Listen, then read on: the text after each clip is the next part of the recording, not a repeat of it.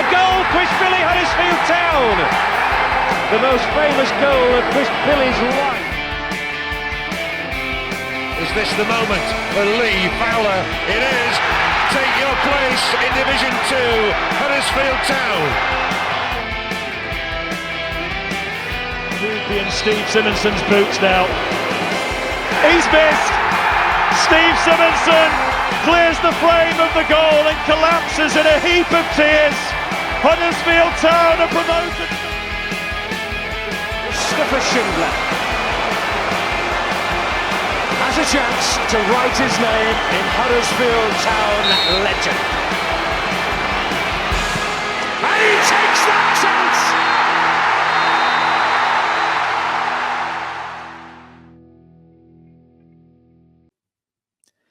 Hello and welcome to The Drive-In, your pocket-sized preview, looking ahead to the Bristol Rovers game this coming weekend with myself, Matt Shaw, and Ian Kilroy.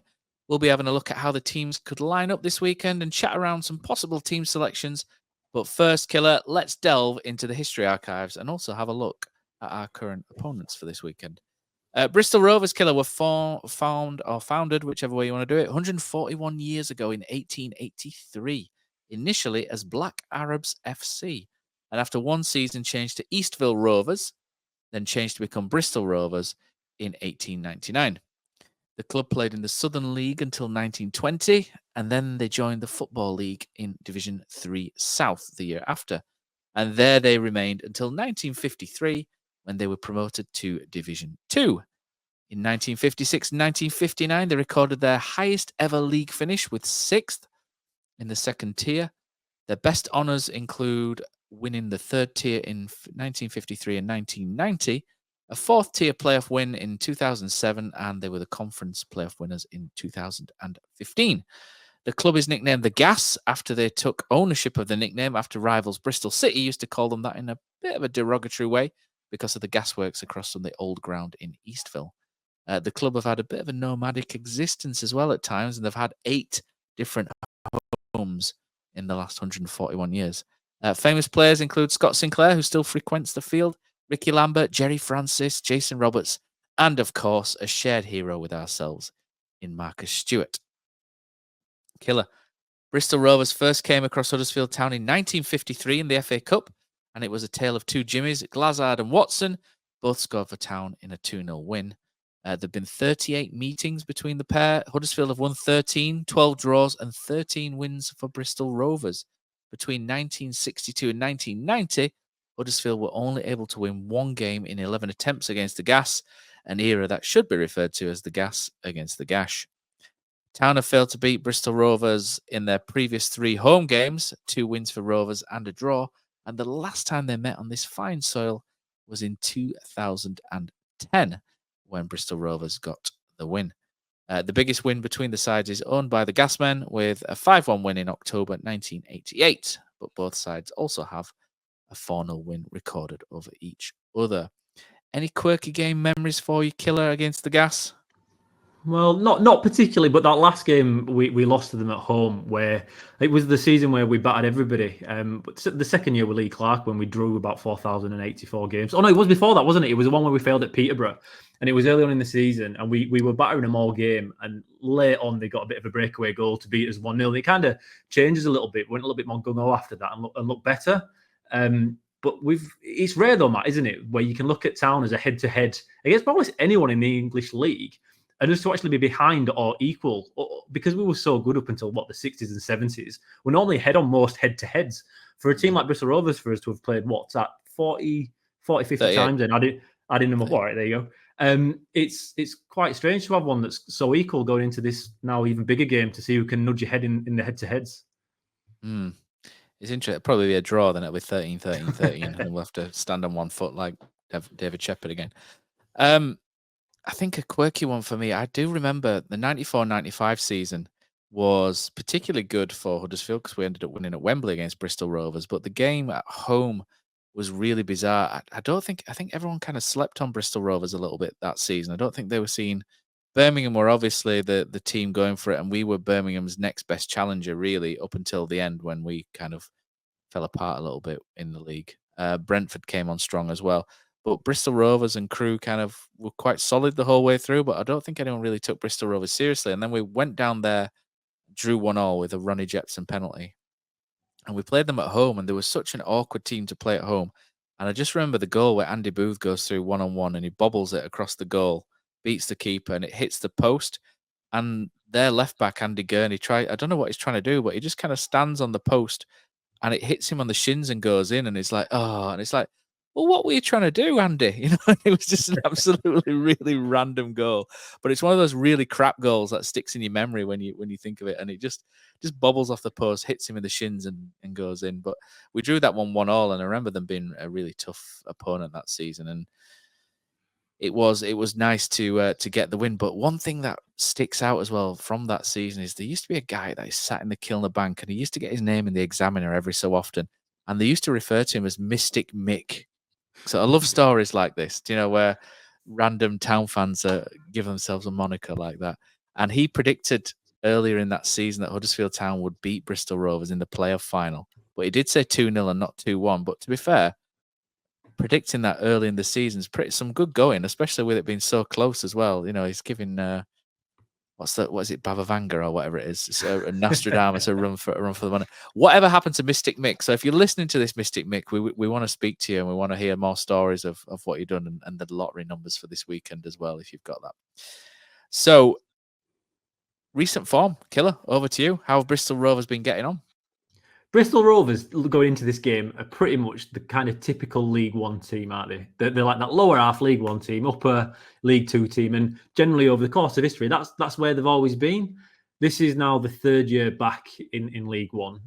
Joey Barton obviously joined them when they got relegated late on in the season from League One initially, and then brought them straight back up. And they've kind of finished 17th first year back in League One with Mr. Barton, and then they sacked him in October last year, only a few days after drawing to Stevenage, where Joey Barton pulled out one of his many famous quotes. And do you know what? I've got it written down here because it is an absolute beauty about Steve Evans, everyone's favourite League One manager. Obviously, the fat man's going bananas at the referee, which is normal for the end of a game. Every referee at this level knows they're going to get the weeble wobbling across the pitch and berating them. But again, I'll have to watch it back. He's complaining it's the handball in the build-up to our goal, so maybe it has evened out the course there, right? Joey Barton was sacked a few days following there, and he was replaced by Matt Taylor, who took them into a 15th finish last season. So 17th and 15th, and going into this game, they're now 18th. So this is kind of the Bristol Rovers' position in League One. They're not overperforming at the moment if you from the outside looking in, but from the inside looking out, it's a little bit different. Taylor's come in after being sacked at Rotherham in November last season. He was also joined then in February by a new director of football in George Friend, who played previously for them, but then retired to take up that piece. Obviously, he's a rookie. He's not got any experience doing that. And they also brought in a new head of recruitment, a guy called Chris Spenlove, who is a 35-year-old bloke. Again, I think he was promoted from within, but inexperienced. So all of a sudden, you've got a new coach with a recruitment team or director of football that are new also. In the summer, though, Bristol Rovers fans got a little bit more excited about the prospects of this season as they'd gone out and spent a little bit of money, possibly more than they ever have done in a transfer window. They broke the transfer record on Promise. What's his surname, Matt? How would you pronounce that? Is it Omacheri? Omacheri will go with from Fleetwood as a striker. He's not really prolific. I think he got 3 and 30 odd for Fleetwood previously. And they spent a bit of money elsewhere. They spent nearly up to £1 million. Now, they actually spent more on one player, or as much as on one player than we did, which is obviously from Anthony Evans from Bristol Rovers, funnily enough. You can see where they've reinvested the money into somebody at the top end of the field rather than in that 8 role. But to be fair, this season they've started really awfully. I think people expected the fans expected them to do better. They've beat Northampton in the first game at home. Obviously, we struggled with Northampton, but if you're looking at the league tables, Northampton aren't really somebody you expect to perform at the right end of the table at the end of the season. They drew with Rotherham, they lost at Stockport. They beat Cambridge, but if you look at the league table at the moment, it's very tight from the top 20, and the bottom 4 and 5 are kind of becoming a little bit adrift. I think Cambridge have got 1 point from their 9 games so far. So beating them, well, of course, it's good. It's nothing great. They lost to Barnsley, they lost to Wigan, they lost to Peterborough, and then lost to Wickham. So they'd lost 4 in a row going into the Charlton games, just 2 league games previously. Going into that, fans kind of expected that Taylor would be sacked if they didn't get a result either against Charlton or the game following against Burton. And against all odds, a bit of a Soji moment here, they've managed to beat Charlton 3-2 at home. not necessarily against a run of play, but taking the most of minimal chances. And then they've beaten 10-men Burton. So now they're going into this game on Saturday on the back of 2 wins, yet still listening to the Bristol Rovers Gashead podcast. So I listened to that earlier on. They're talking about it as if he's still a bit on a precipice. No one's really bought into him. Matt Taylor's falling out with players a little bit, it seems. Before the Charlton game, he did the usual, if you don't perform here, I'm probably gone. And they did respond to that by the look of it. But in his press conferences now, there seems to be a big division. I think the Bristol Rovers fans believe that he's not really talking too much to the rest of the club.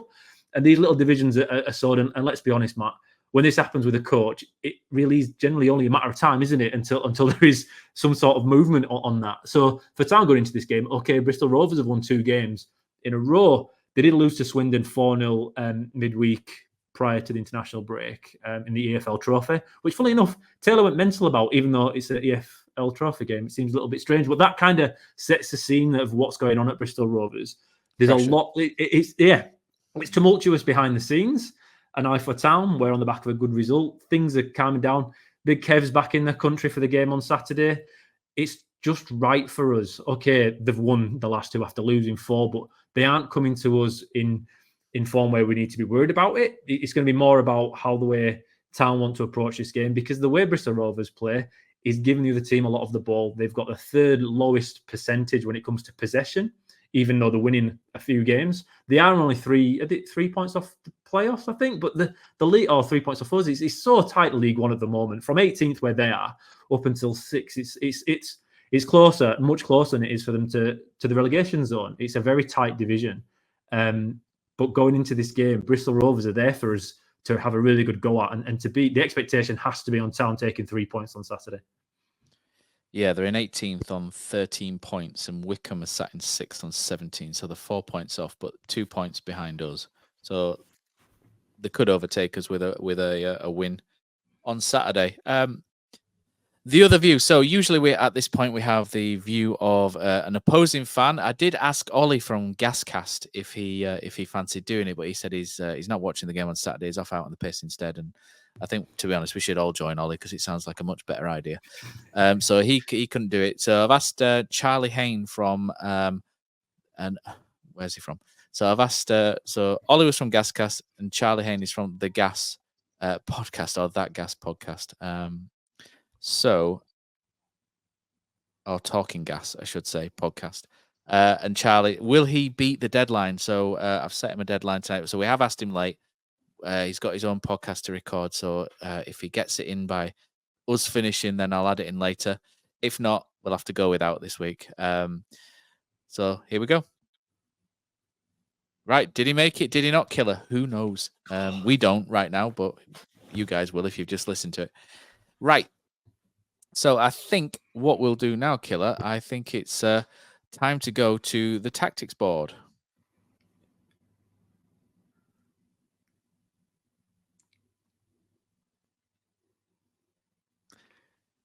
Okay, mate. So tactics board. So I've had to put Bristol Rovers in a yellow kit. If you're watching on YouTube, or if you're listening to this, it's probably better.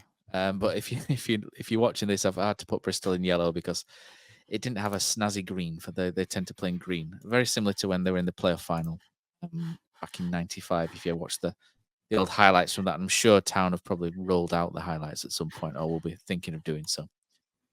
For me, Killer, Town. Let's go with Town first. In fact, no, let's go with Bristol Rovers first. Actually, so Bristol Rovers tend to go with Griffiths in goal. He's on loan from West Brom. He's quite a highly rated keeper. From West Brom. I think he's had England youth caps before as Josh Griffiths. He's quite a decent goalie. He's currently overperforming as well for Bristol Rovers. He's in terms of saves. So he's made 39 saves this season, 71% save percentage, conceded 16. But he's very much long ball as well from the back. So they don't seem to play out much from the back. He's made one error that's led to a goal this season. But he is someone who's prevented more than he's been at fault for. So he's prevented quite a few clear-cut opportunities by the look. And he's a decent young goalkeeper. Like I say, England under 21 international. So he's not exactly a mug, is he, in goal. So dare say he will start pending any late injuries.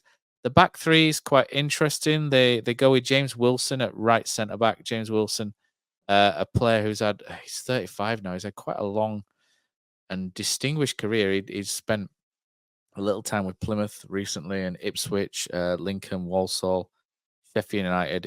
And Bristol City. Has been around for a number of years. He tends to start at right centre back. So they tend to go 3-4-3, I should say, first. Right centre back James Wilson. The middle centre back is a younger one, Connor Taylor, 22 years old. He tends to play at centre back.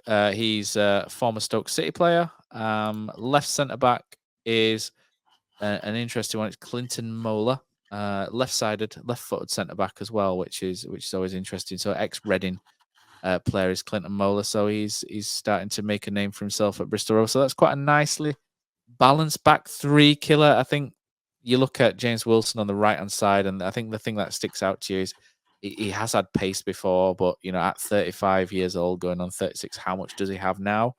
Town, not exactly electric up front, especially without Karoma, but Callum Marshall is quite quick left-sided, so that'll be quite interesting to see how that one develops. Midfield is quite interesting as well, Killer. I think they'll probably go with the return of the bastard at right wing back, isn't it? Jack Hunt. I have nothing against Jack Hunt, by the way. I know people do, but I don't actually have any issue with him. He will be right wing back. Centre mids. They've made a good signing in Jamie Lindsay in the summer, I should say. Rotherham fans were always quite effusive in their praise of him. I think at one point they rated him a lot more than Ollie Rathbone, a lot more than Barlaser as well that they had in centre midfield. He was quite a favourite there, and Ben Wiles as well. So he was at one point their number one midfielder, and and he's ended up now. I think he got an injury and he's ended up at Bristol Rovers, which is interesting. So he's a good, solid midfielder. He's Jamie Lindsay, so that'll be an interesting one to see how that goes. He's 29 now, so he's good experience behind him, a good age. Ex Celtic youngster as well is Jamie Lindsay, so he's a good pedigree. The other midfielder is an interesting one. So they've got a young lad called Camille Conte, and he seems like their version of Kasumu, maybe. Sorry, he's 21, not 22. He's shirt number 22, but he's 21 years old. So he seems a little bit Kasumu-like to me. So he's so he's from Middlesbrough player, a Watford youngster as well. He's had quite a few clubs already. He's been at Gateshead and Grimsby as well. He's looking through the stats. He's quite good with the old ball recovery. So I don't know if he's like a David Kasumu version of for Bristol Rovers. So his ball recoveries are quite interesting, really decent. So he'll bring a lot of energy into that midfield next to Jamie Lindsay, who's a bit more steel, if you like. So that's going to be a tough duo to break down. The left wing back's interesting because he's been highly rated this season. So the left wing back is someone called Bryant Belongo. He's been again another Middlesbrough guy who they've signed on a free transfer. He's new this season, so he's interesting. He's quite highly rated if you look at FootMob and other stats sites. He's got 1 goal, 1 assist from left wing back. So again, young, 23 years old. So that's quite an interesting player. Maybe one to keep an eye on going forward. Ahead of him though is in they kind of play this left side, so it's like a 3-4-3, but he inverts a little bit because he's similar to he's like a little bit of a Josh Karoma type, isn't he? Scott Sinclair. He's quite an experienced character these days. Former England international. He has played for England, hasn't he? 3 caps at England and 21s. He played for Great Britain as well in the Olympics. That was what he played at. So he's been at Chelsea. He's had a decent career. 35 now, Scott Sinclair, but he's still going. Scored a couple of goals already from this season. His speciality is cutting him from the left onto his right foot, so that's something Town will really need to just keep a lock on, really, and that really boils down to who plays at that right central midfield, right centre back, right wing back combination there, just to keep him quiet. And then the other side here, they've got Rule Sotirio, who's a player I don't really know a lot about. I'll be honest. I know he was spent a lot of time at Leyton Orient, didn't he? But I've not seen him a lot at Leyton Orient. So, but I heard good things about him as well. So he's come from Orient when they're in non-league, and he's worked his way up. Now 24 years old. So again, another good age as well. And then the man in the middle is the man on a promise, the striker, Promise Omacheri. So again, with League One, he's scored double figures for Fleetwood, and he's played for Bohemians in Ireland as well. Maybe with Danny Grant looking at the time frame period as well. So University College Dublin, the old UCD. Interesting player. Like you say, he came for a little bit of money, didn't he? So Fleetwood, obviously, his goal scoring record doesn't scream outstanding, does it? But I think maybe he's more of a facilitator up there than pace, bringing others into play, that kind of thing, and that foil for your likes of Scott Sinclair to get the shots off. But he does have a couple of goals already this season. He's got 2 in 12. And he had. But the thing is, Matt, with Bristol Rovers, is their front three are very fluid. You can look at the heat maps. That's probably the best way to have a look at it, in that they don't just play left side, right side, central. They like to swap and change. Town like to defend with a very static back three, don't we? We like to have a centre back, a left centre back, and a right centre back. Yeah. Bristol Rovers have scored only 1 less goal than we have this season. They can score goals. They aren't great defensively, especially from set pieces. They've conceded 7, I think, out of their 16 goals have been set pieces, and that'll be something for Town to target. But when it comes to Bristol Rovers attacking wise, they do counter attack in a fluid way, and now that doesn't normally sit too well with how we like to defend. It'll be really interesting to see how we line up. Are we going to go and stick in our positional defensive positions and stick to the left, right centre back and static centre back and swap men? The problem is when you start swapping who you're marking, that's when the mistakes are made. It's going to be really important for Town to get that right on the weekend, because for me, I like to mark when this is happening. But Town and Duff don't like to do that. They like to stick the guys with the positions that they start in. But Bristol Rovers will cause us a lot of problems with the left side going onto the right-hand side, with the striker dropping deeper. It'll be a confusing game, I think, for the Town back line this weekend, looking at what Bristol Rovers can offer going forward. Definitely. There's pace there, isn't there, and craft. So it's an interesting front three. It's an interesting system. I don't we spoke about Matt Taylor being under pressure before, and there's something not quite clicking for them then. I think when you are so fluid and not as structured as what Town are in certain areas, there are games where you can look a little bit lost, aren't they, if it doesn't all click together. But that's how we think Bristol Rovers will line up in that sort of 3-4-3, 3-4-2-1, if you want to call it that, which will allow them to sort of drop into a 5 in defence, into that sort of 5-4-1 shape, which is obviously hard to break down. But looking through things, Bristol Rovers do ship chances. A lot of their recent games as well have been 3-2s. They lost 4-0, didn't they, to Swindon recently as well. So a 3-2 win against Charlton, 3-1 against Burton, 2-1 loss against Wickham, and then a 3-2 defeat to Peterborough.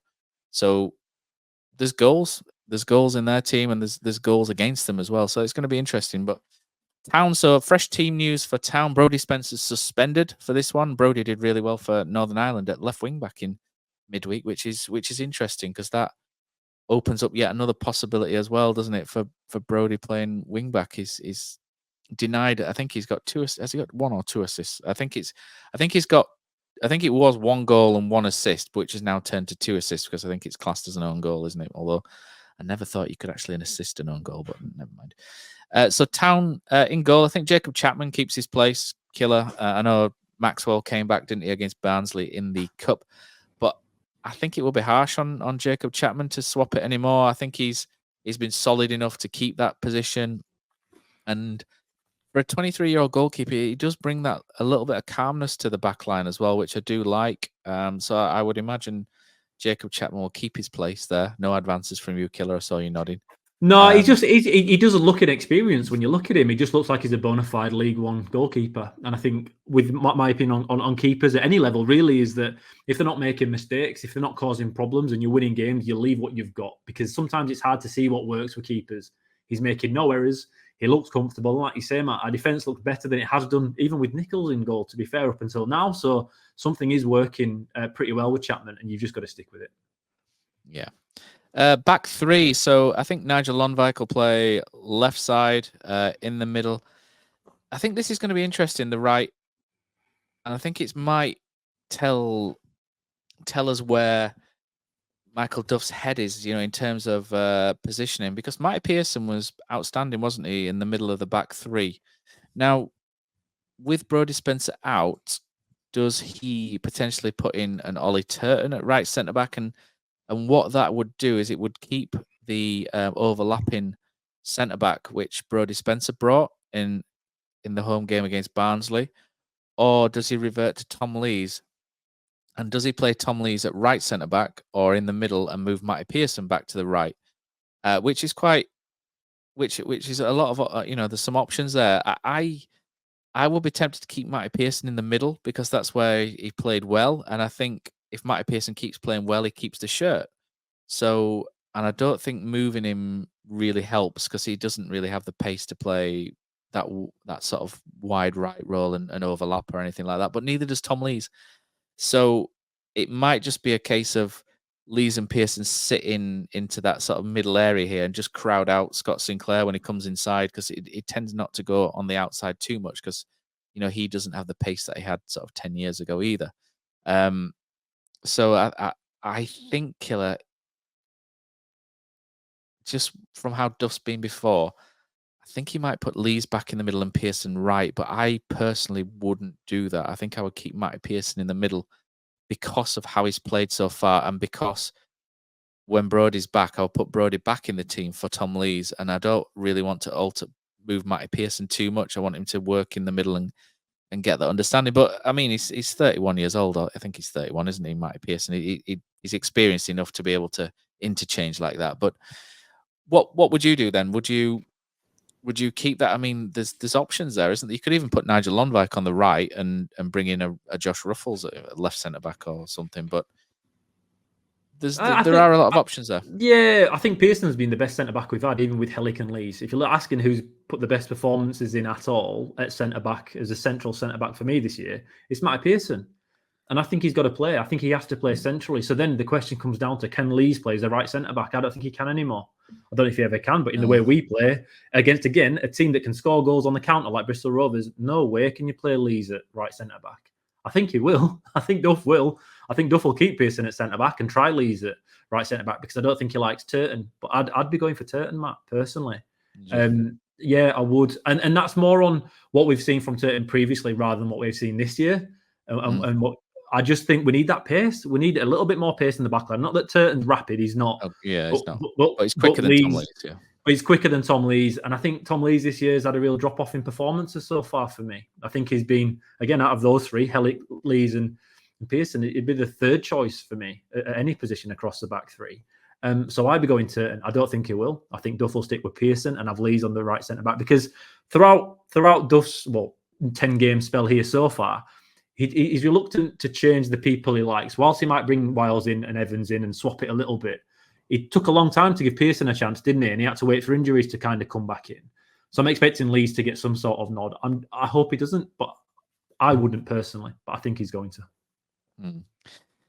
So, yeah, I think he'd go with Pearson Lees. And I think he might.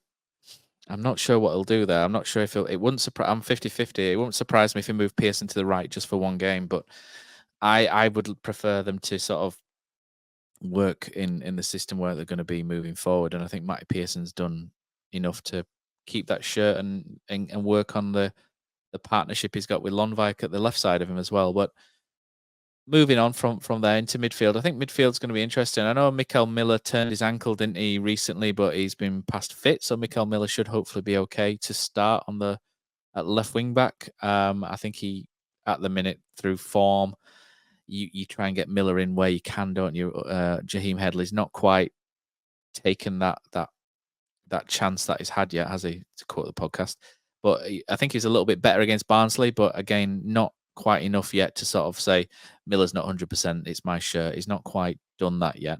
So I think Miller gets the nod at left wing back. Sorensen again is the nod at right wing back. I don't think that's any doubt. Central midfield is a game where there's more choices. David Kasumu is the first name on the team sheet at the minute. You cannot not play. Well, you can't not play David Kasumu. He's been outstanding. If he's fit, he has to start, especially the way that we're playing. The sort of concern really is the amount of yards he might have to cover if Tom Lees is playing right centre back, because that automatically means that Town will probably drop off. You know, like they had the issues where they went on that losing run, the 7-8 games, with Tom Lees or Pearson at right centre back. This is why obviously you'd like Turton, and I wouldn't be against Turton either playing. But the main thing really is that David Kasumu is going to have a lot of work to do if that defense drops another sort of 10, 15 yards like it could do. Killer's just altering his headphones, but I'll carry on regardless. I think the issue is the partner. Who's going to partner David Kasumu? And Joe Hodge is out for 8 weeks, which, I mean, Huddersfield's injuries are just a bit ridiculous over the last couple of years. Have been really ridiculous, and losing Joe Hodge for 8 weeks is not ideal. There are people that can play instead of him, and it's who is going to get the nod, because I think Ben Wiles will get the nod in the attacking midfield role because the performance against Barnsley was pretty good. Anthony Evans played quite well in the cup against Barnsley as well, but Ben Wiles has got the goals to solidify that position. So I think Ben Wiles plays there. The question is who plays next to Kasumu, and you've got 3 options, Killer. There's Anthony Evans can drop back there. I think he can play there, Anthony Evans. I think if we were promoted to a higher level, Anthony Evans might find more joy sitting a bit more because he's robust, he can tackle, and he can pass a little bit. But Herbie Kane obviously came on against Barnsley and changed the game a bit, and he took the shirt against Barnsley in the cup.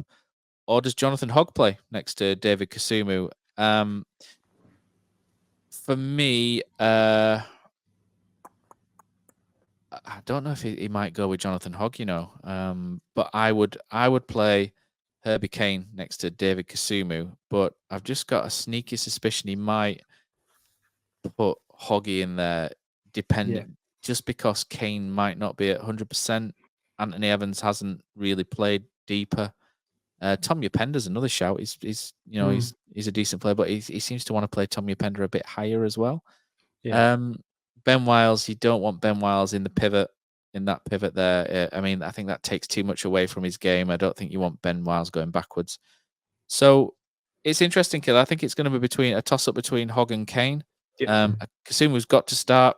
We look at styles make fights, don't they? And they add in the steel there. Hoggy matches that. So I could see a reason why you would pick Jonathan Hogg, especially Conte in there as well with the legwork he gets through, and then it just kind of makes it like for like in that midfield battle, doesn't it?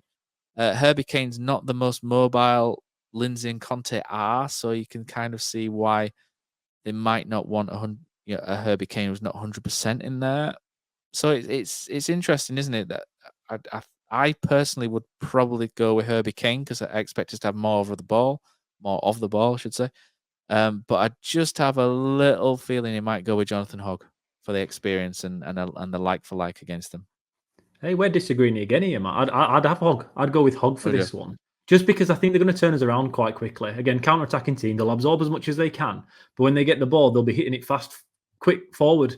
And now Herbie Kane's not the guy you need running back towards his own goal quickly if we're under pressure. I think this is one way you'd have Johnny Hogg there. And maybe play Kasumu a little bit higher if the game dictates. I think if it's a tight game and we're level going to 65, 70 minutes, then you bring your Kane on and switch to your 2-8s and go for it a little bit more. But just with the way Bristol Rovers play, I think the mobility of Johnny Hogg in there is something I'd like personally. And I think you're right, though. I think that's what he will go with. I'd be very surprised. Did you leaving Hogg out? Mobility of Jonathan Hogg? Did you just say that? Yeah, well, compared to Kane, and it's not great, is it? But you are comparing Herbie Kane to Johnny Hogg for mobility.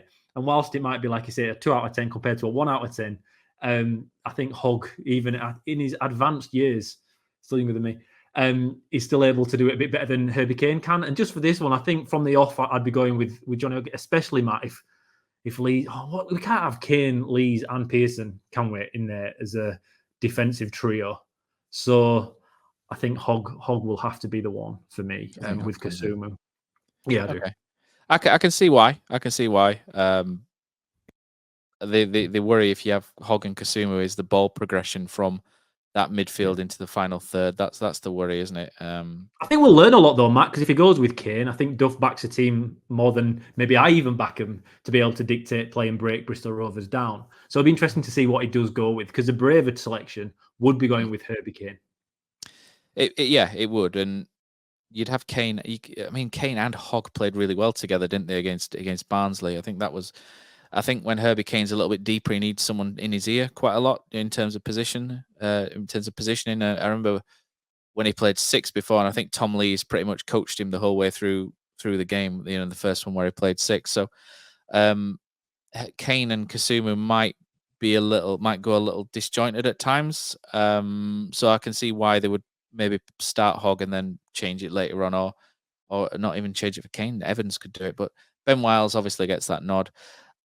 Up front, Karoma's going to be out till the end of November, we think, with that back issue. So Freddie Ladapo hasn't, he scored the sniffer. He scored, didn't he, against Barnsley? I'd still go Bojan and Marshall, though. I think Callum Marshall's in good form in terms of the way he's making a bit of a nuisance of himself at the moment. So for me, Marshall gets the nod alongside Bojan.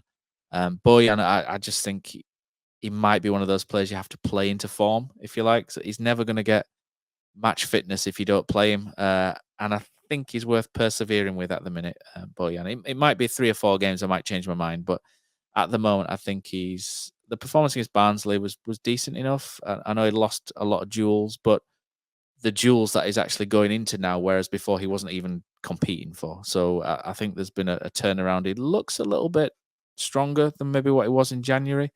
So for me, Bojan keeps it, and I fancy him to score in this game.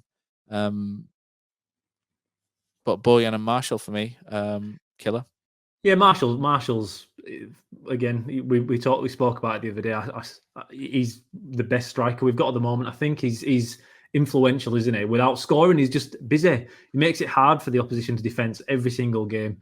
And with him, I'd have Eric Durm. Oh, sorry, I'm just getting confused there, considering Eric Durm's dislike for Huddersfield's cuisine. And Bojan Radulovic today in the press conference talking about how boring Huddersfield was. But now he's happier that he's moved to Leeds. To be fair, I don't think there's much. I'm saying nothing. I live in Leeds. I can't say anything, can I? No, I just have to get it in there. It's not been on form. But I don't think there's much of a difference if you go with Radulovic or Ladapo. But with Radulovic today in the press conference, with Duff, I'd be surprised if he doesn't get the nod. I think they're both kind of in a similar position, really, where you can see them both getting fitter, improving. I do think Bojan's put a bit of muscle on, Matt. He's adjusting to the extra protein you can get in the gyms in Leeds. But he just gets stronger and he's more of a physical presence. And now, to be honest, I thought he'd never have that in him when he first joined us. I thought that just wasn't the player that he was and that he could ever be. But he is adapting and getting better. And I'm with you, Matt. I think he can play into form a little bit. He needs a couple of goals again, one off his ass, just something that just picks him up and gets him going a little bit. Where I feel like he needs the arm around him, knowing that he's starting as a number 9 every week. He doesn't need to earn it every week. I think the pressure. He doesn't seem to be one of those, does he? He doesn't seem to respond too well of competition because he hasn't since he's been here. But the chances he's got when there's been so little competition, he's doing okay. But Ladapo's not far off the start either, is he, Matt? I thought he created quite a lot of chances in the last trophy game. Okay, they didn't really all pay off. I know he scored, but they didn't really. I think he deserved more than what he got. But Bojan's going to get the nod on Saturday. And to be fair, Matt, I fancy him to score as well.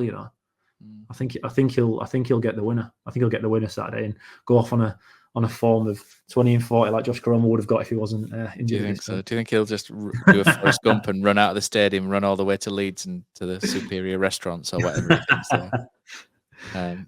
Obviously not been to the finest dining, has he? He's obviously not been to Marston's like Steve Mounier used to live in and what have you. But each to their own. I think that's it for the tactics pod. So thanks, Killer, for your insight there.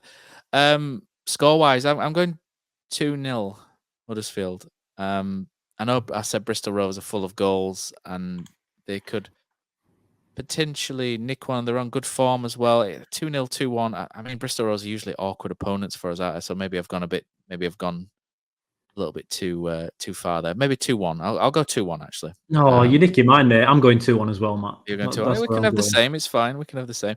Bojan to score for me, and I think Ben Wiles gets another one. Wow. Would that be 5? Would that be 5 for the season for Wiles? Yeah, he'd be on 5, wouldn't he, if he scored? Wow.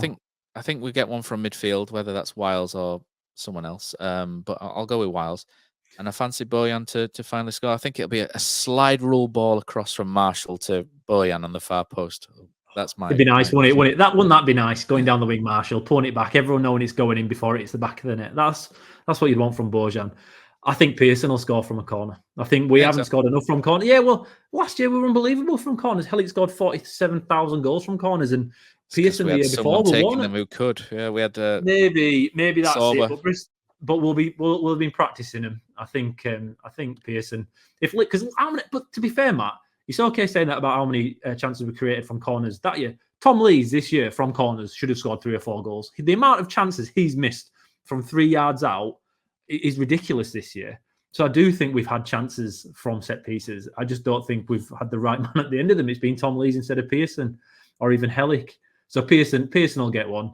Bojan hopefully, and it'll be a 2-1 Town win and a comfortable one at that. But I think Rovers will score late on just to make us a little bit nervous because we don't do things easily. Put the fox in the chicken coop or the cat amongst the pigeons or whatever analogy you want to, or whatever it is you want to choose. That's it. So I think we're going on to a bit of a bumper edition here. We've been droning on for quite a while, haven't we? Let's have a look at round the grounds, mate. So we've not had any League One games. I almost said Championship for a minute there. We've not had any League One games for a little week. We've been starved. Exeter are currently winning 1-0 at halftime against Shrewsbury while we're recording this. I'm not watching that, but Exeter is an interesting fixture because my little boy is going to be a mascot against Exeter when they roll up in a week or so, which he's very nervous about, but also looking forward to. But fixtures for League One, mate. So this weekend, there's a couple, as always, there's a couple of eye-catching ones. Wickham and Peterborough is interesting. I think Wickham have started to put something together quite slowly. Blackpool Barnsley, I think, is interesting because Blackpool had that little run. I said when Blackpool played us off the park, I did say at that time, I think Blackpool are going to be one of those where they play well for 6 games and they crap for 6 games. They'll play well and crap, and then. So I think that'll be interesting to see where they're at. Bolton and Burton. Bolton have got a great chance to win, haven't they, to carry on moving up the league. Charlton and Stockport, both teams have kind of fallen off a little bit from where they were a few weeks ago, similar to us. So that'll be interesting to see how that one goes. Birmingham away at Lincoln. That's a good test, is that? Because Lincoln are one of the teams that should be in and around the playoffs this year. I think I went 7th with them in the end on the season preview or somewhere like that. But Lincoln are a decent side. Mansfield, they've got a chance to keep that ball rolling as well at home to Stevenage, haven't they? They're on fire at the minute at Mansfield. That's a really interesting team that's going together. Northampton against Orient, Rotherham against Wrexham as well. I think Rotherham against Wrexham is probably going to be the pick because I'm going to put this out there. I don't think, and I shouldn't do this before we play them on Tuesday, but I think a lot of Wrexham at the minute is momentum. Do you know they've come up a couple of divisions? I think they've got good momentum. I think Phil Parkinson's got them really well organised. But when I look at their team on paper, I just kind of go, yeah, there's no one really that... I think Elliot Lee's decent, but there's no one really that sticks out. And I think, I wish I had him in our side. There's not really anyone there that does. But they're just really well organised and drilled. I think Parkinson's got them good. But I think that's a really interesting game because I'm waiting for Wrexham to have a dip again. I know they got smashed into by Birmingham, but I think there will be a slight dip at some point, and Rotherham can't be this poor for the rest of the season. Where are they at the minute in the league? They're 15th, which, to be fair, they're unbeaten in 4, so I don't know what I'm talking about, and I've won 2 of them, but it's going to be interesting to see where Rotherham go. But any of those really stand out for you? Well, like you say, the Wrexham game's the one for me, really. The fat man will be going bananas, as Joey Barton would like to say, no doubt. And then Wrexham have got weebly wobbling. He'll be up to his old antics. He'll be giving it the big, and it'll be really entertaining to watch. I'd actually enjoy watching that one back afterwards. that's a big game because Wrexham then have got obviously us shortly. So for Wrexham, we'll really see where they are. But this weekend's fixtures are great. And Matt, you and I disagree on how good this league is, but you can't argue that it's not entertaining. With the league so close at the moment, every single game, bar one or two of them, Crawley, Burton, and Cambridge look pretty awful. And to be fair, Shrewsbury's losing again at the moment. But every other game looks pretty close, doesn't it? Apart from Birmingham, anyone could win anything. It's quite entertaining, and it's hard to pick out the closest game when you're looking at the 12 fixtures each week. But I'm actually looking forward to, fully enough, the Wigan-Cambridge game. Because what's happening with Wigan is quite unbelievable, right? They've played 10 games.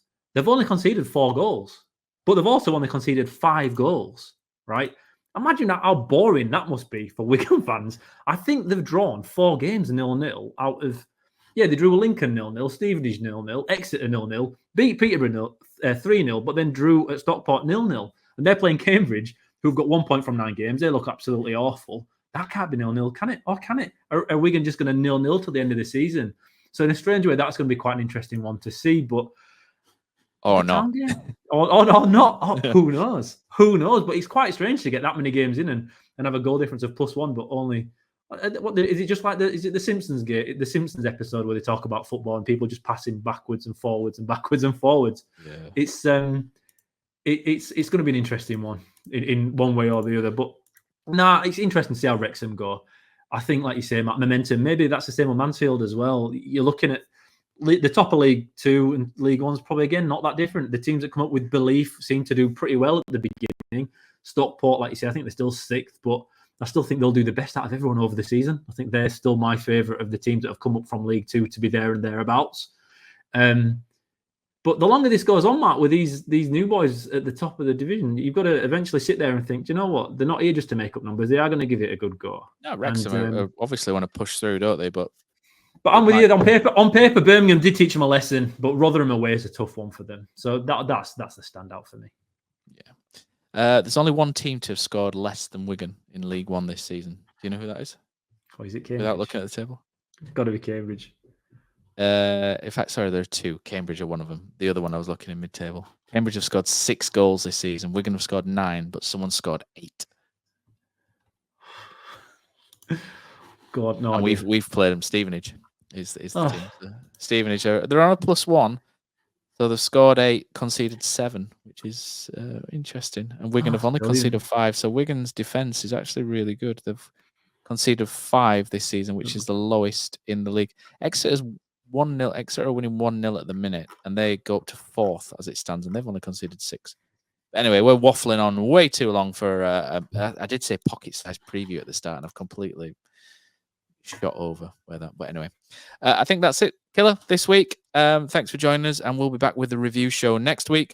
Look out for Jay and Joel as well for some post-match recovery. Who knows if we need it or not. Thanks again, everyone, and we'll be back soon.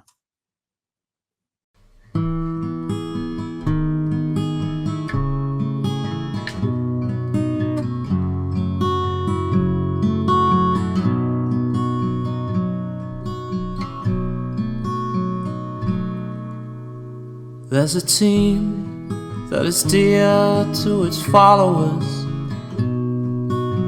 The colours are bright blue and white.